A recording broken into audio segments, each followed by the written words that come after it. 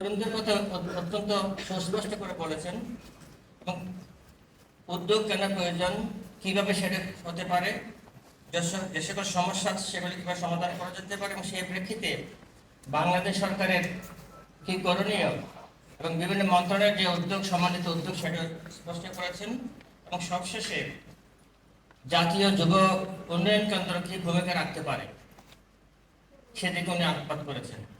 সেজন্য আমি ওনাকে ধন্যবাদ জানাচ্ছি। আমি শুধু কয়েকটা পয়েন্ট বলতে চাই। আমাদের সম্মানিত পরম শ্রদ্ধেয় আমাদের প্রধান উপদেষ্টার একটা বক্তব্য দিয়ে শুরু করতে চাই। এটা আমার খুব ভালো লাগে। উনি বলেছেন, do not be job seeker, please be job giver. এবং এটা যদি হয়ে থাকে এবং সেটাই আজকের এই প্রতিবাদে বিশেষ অত্যন্ত গুরুত্বপূর্ণ এবং খুব সিমিলার। যদি আমরা দেখতে পেলাম বাংলাদেশের যে যুব সংখ্যা সেটা প্রায় মোট জনসংখ্যার 1/3 বা 1/4, কিন্তু যুবক বা এই মানুষ হচ্ছে সৃষ্টির সর্বশ্রেষ্ঠ সম্পদ, যেটা পবিত্র করে বলা হয়েছে, আশফাল মখলুকাত বলা হয়েছে। মানুষ হচ্ছে সবচেয়ে বড় সৃষ্টি এবং সবচেয়ে বড় সম্পদ।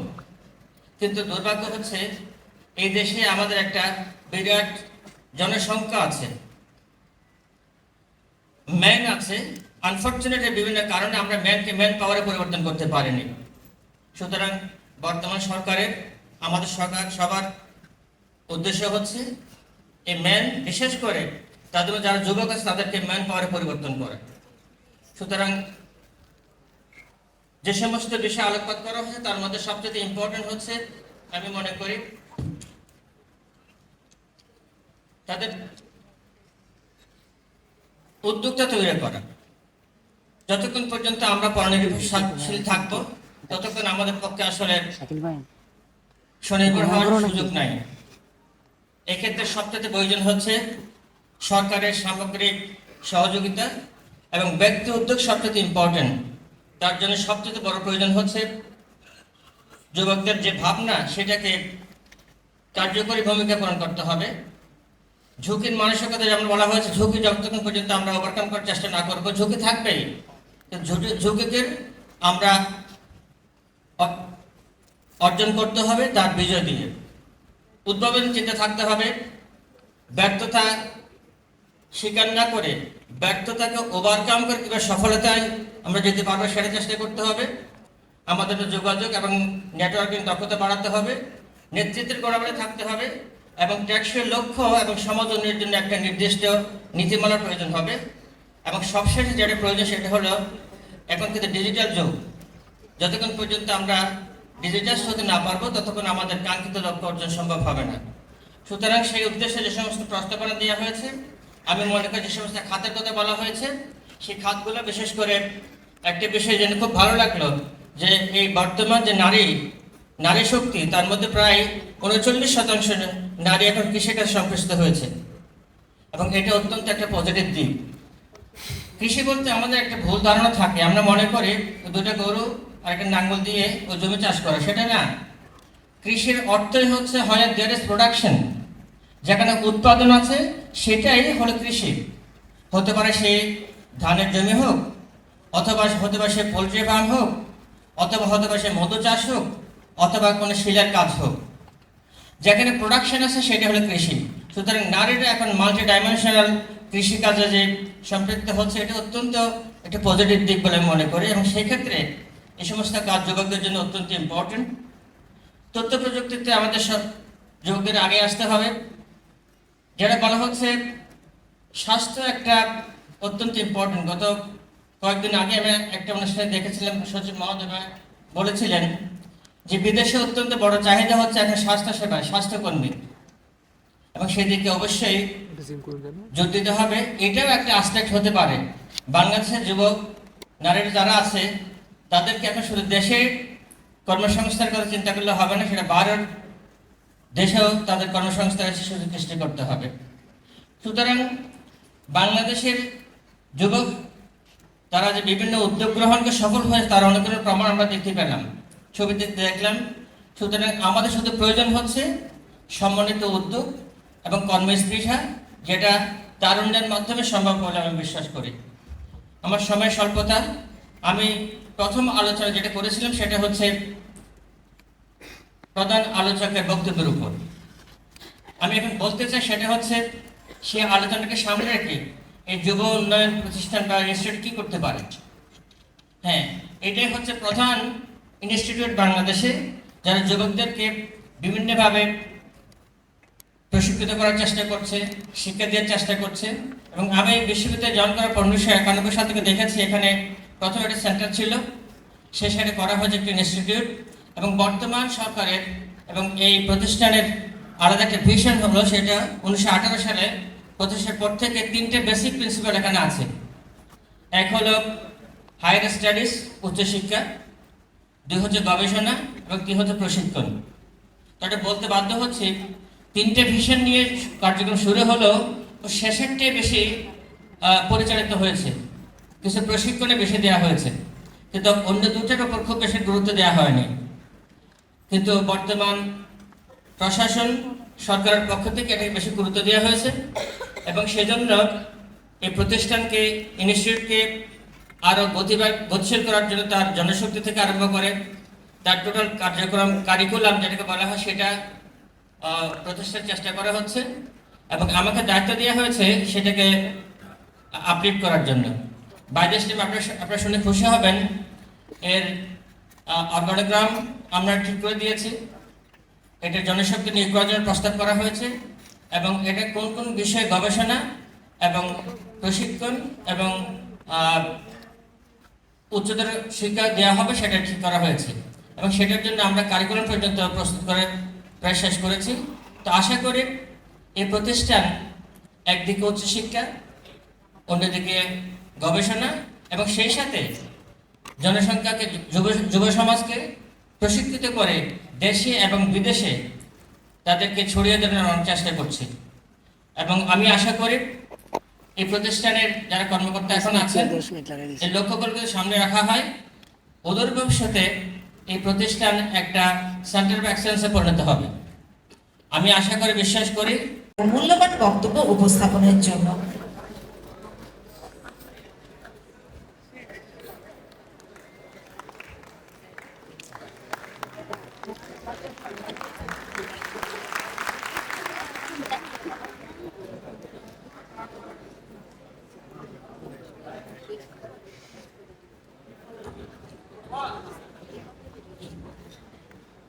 Sampai ada orang. Video bola dia di. Ek दिन.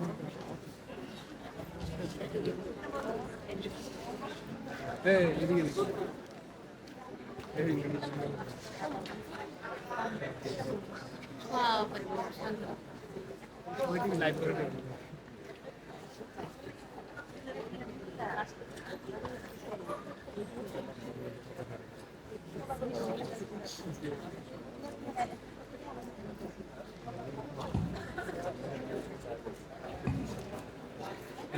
Ada lagi? Lagi. Baru kemarin. আজকের এই যুব সমাবেশে উপস্থিত যুবক্রীড়া মন্ত্রণালয়ের কর্মকর্তাবৃন্দ এবং যারা আমাদের যুব উন্নয়ন ইনস্টিটিউট, যুব উন্নয়ন অধিদপ্তরের বিভিন্ন মিডিয়ার সদস্যবৃন্দ, সকলকে আসসালামু আলাইকুম। আজকে এই আয়োজনে অংশ নিতে পারে আমি অত্যন্ত আনন্দিত। প্রথমত যাদেরকে নিয়ে আজকের এই আয়োজন, যুব সমাবেশ, ঘটনাক্রমে এখানে না থাকলে হয়তো আমি আপনাদের সাথেই থাকতাম, তো আমি আপনাদেরই একজন। সুতরাং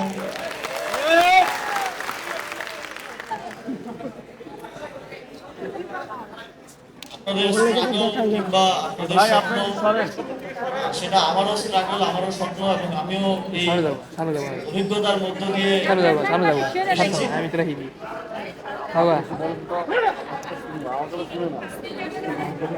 আজকে যারা এখানে উপস্থিত আছেন, আপনাদের অনেকেই ইতিমধ্যে প্রশিক্ষণ নিয়ে কর্মসংস্থান তৈরি করেছেন, উদ্যোক্তা হয়েছেন, আপনারা দেশের ইকোনমিকেও কন্ট্রিবিউট করে যাচ্ছেন।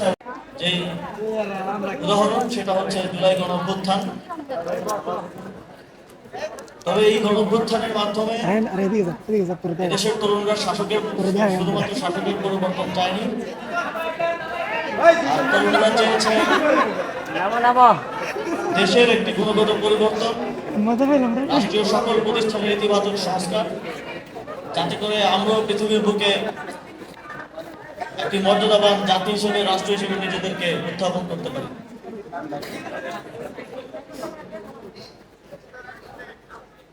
আপনারা জানেন আমাদের সরকার এই আকাঙ্ক্ষা বাস্তবায়নের লক্ষ্যে কাজ করে যাচ্ছে।